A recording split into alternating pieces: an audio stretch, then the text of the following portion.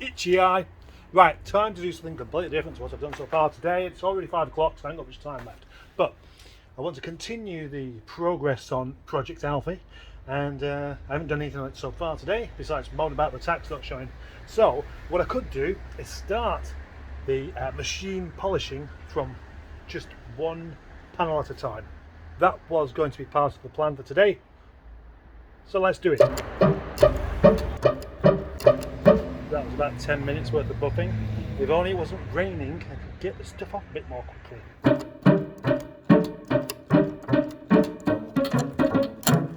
Yesterday I started the machine polish process on Alfie there, and it's not made it any better, so I'm going to work on it a bit more with a new pad.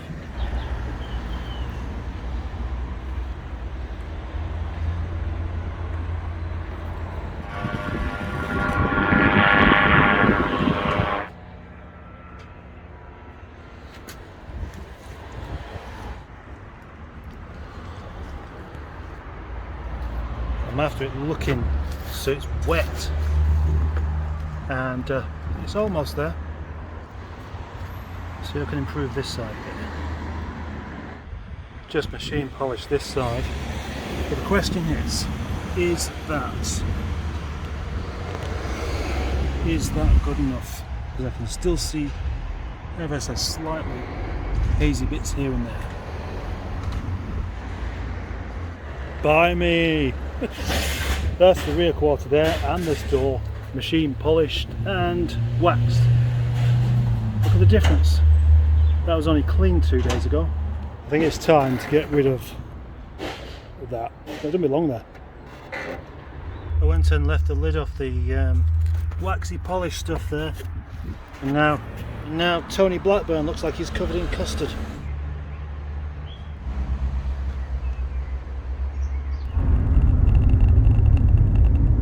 I always seem to film this little bit of road almost to signify going back to work, because that's what I'm doing. I've never washed a car in two halves before, but that is now the two rear quarters and the rear bumper and the passenger rear door and the roof line and the boot, all looking much nicer. So now I need to do both front doors and the rear door on this side, and the wings and the bonnet and the front bumper. So that will take me another 2 days probably, by which point the back end will be again filthy. It's nice having a few dry days, but when it's dry you just have dust instead, so you can never really have a properly clean car. And all that dust gets into all the little crevices everywhere, and you need loads and loads and loads of water just so you can get into all the crevices without causing any scratches, which is what I've been trying to do. 2 thumbs up. Thank you, HGV drivers. I wonder if that's a bit like the thank you NHS thing that was going on quite a bit. And yeah, HGV drivers, they help the world go round. So thank you, I agree. Unless it's some sort of lorry driving agency, oh thank you. Tell you what's interesting about that though, is the fingers are on the wrong side.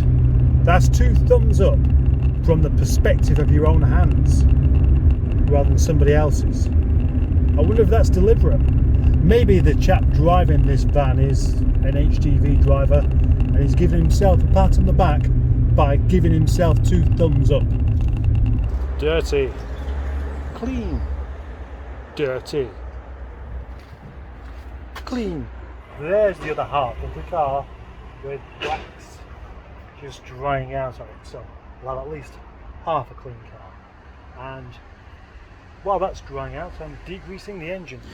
Degreasing the engine now. That's a bit better.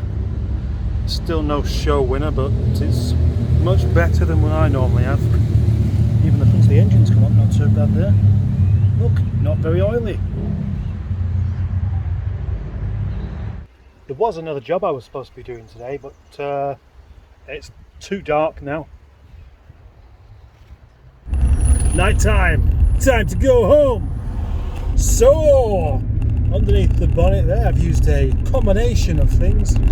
I've used degreaser, industrial degreaser, and then a pump action water pistol to swipe most of it off, and then a tin and aerosol of plastic reconditioner stuff. Wet look tyre stuff, or the other stuff for bumpers or interiors. Just plastic conditioner basically, and it makes it look better. But as the engine's already heated up, I can smell it. A rather curious kind of combination of smells that reminds me of like a McDonald's drive-through. That kind of smell.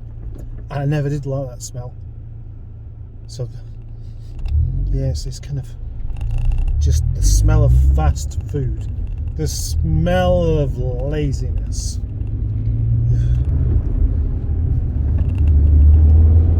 People have no idea how to use roundabouts, have they? That smell's still there. Burning it off and just keeps coming back. I don't want my car to smell like McDonald's. That's... Probably wouldn't have done it if I'd known that was going to happen. That's for sure.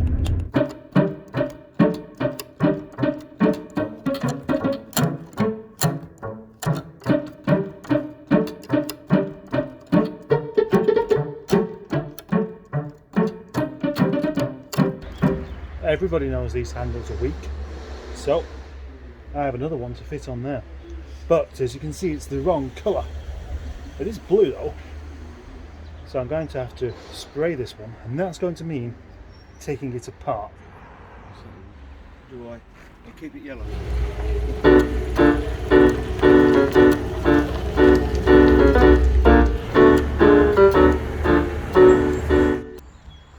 Right, my plan for today, part 3 or 4 of this video, whatever it is, was to go and buy the paint for Alfie, so I can do the door handle and those scratches in the back.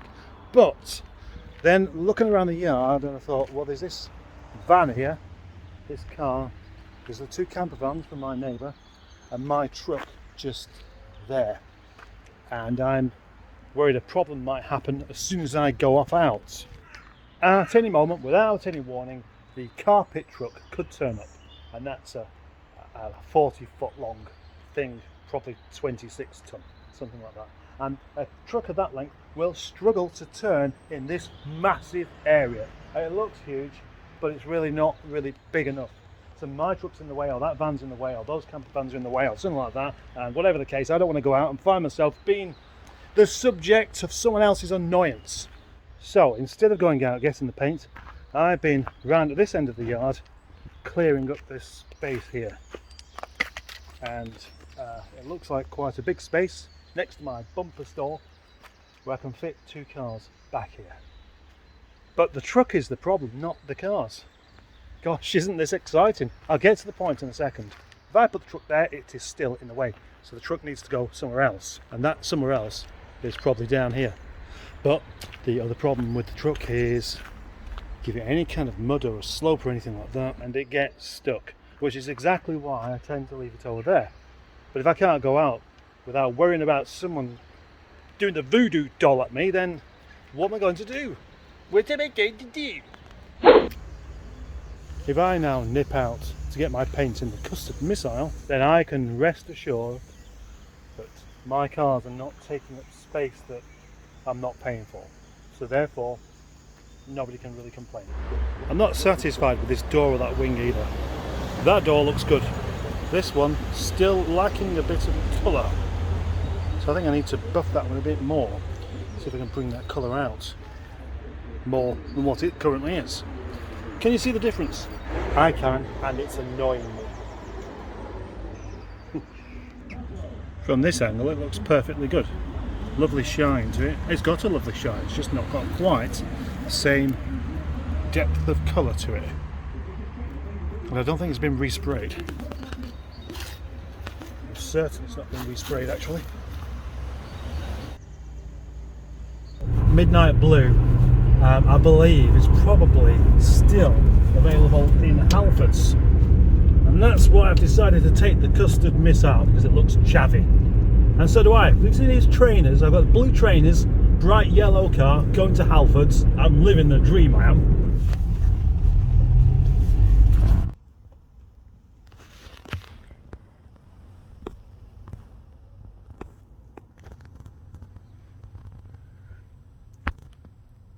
Midnight blue.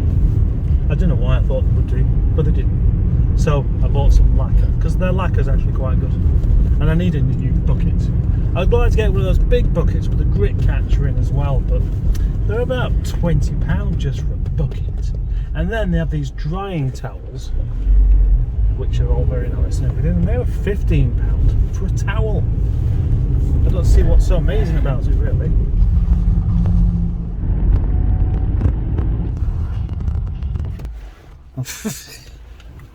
What are you...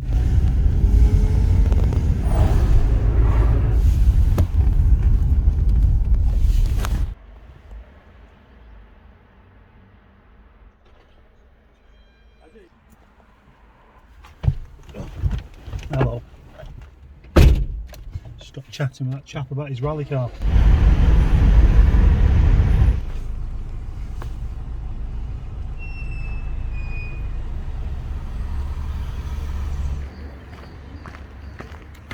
Right, so I went to a proper paint shop and got the tin of midnight blue, which I desire, so I can paint this handle. But I intend on doing this properly. So that means taking off this handle itself, so I've got to kind of dismantle it somewhat.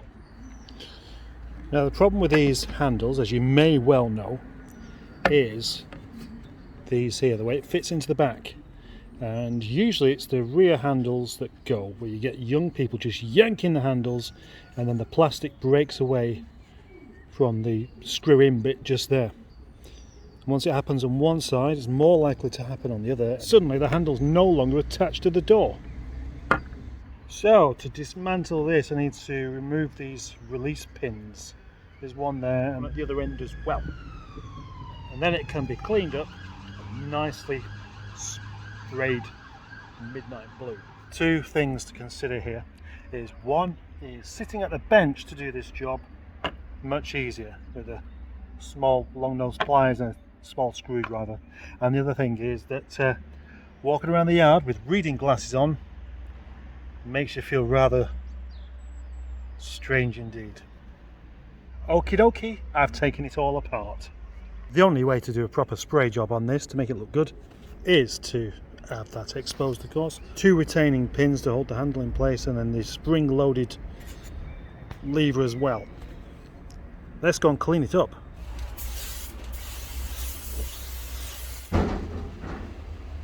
Might only need one coat, that looks good. Well, I think that concludes the updates for the moment. The handle is drying off inside the bucket, where it will less likely get dust on it. And outside it is raining. Yep.